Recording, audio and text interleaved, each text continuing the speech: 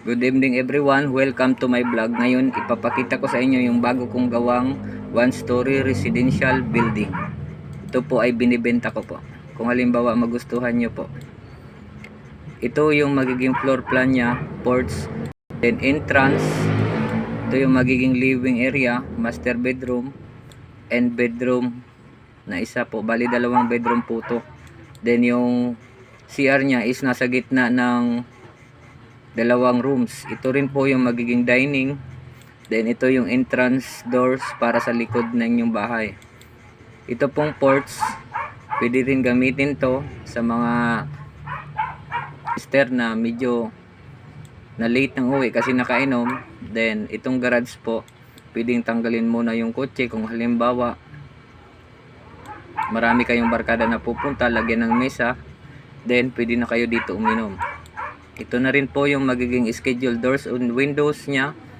May mga details na po yan. Ito yung magiging right side elevation, left side elevation, front elevation, and rear elevation. Then ito na rin po yung foundation plan nya po. Ito ang magiging column footings details nya. Kompleto na po yan kung halimbawa kung ano yung mga gagamiting bakal and wall footing details. Dito naman po ang roof plan. Ginamitan ko po ng roof type roof. Then roof framing plan. Then ito na rin po yung details para sa mga trusses, kung ano yung gagamiting mga materials.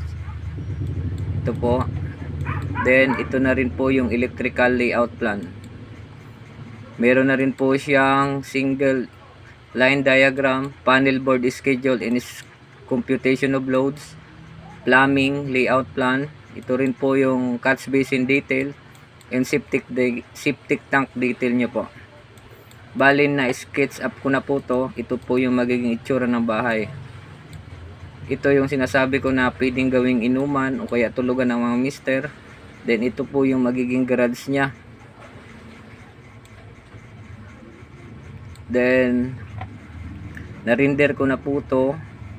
Kaso nagbago po yung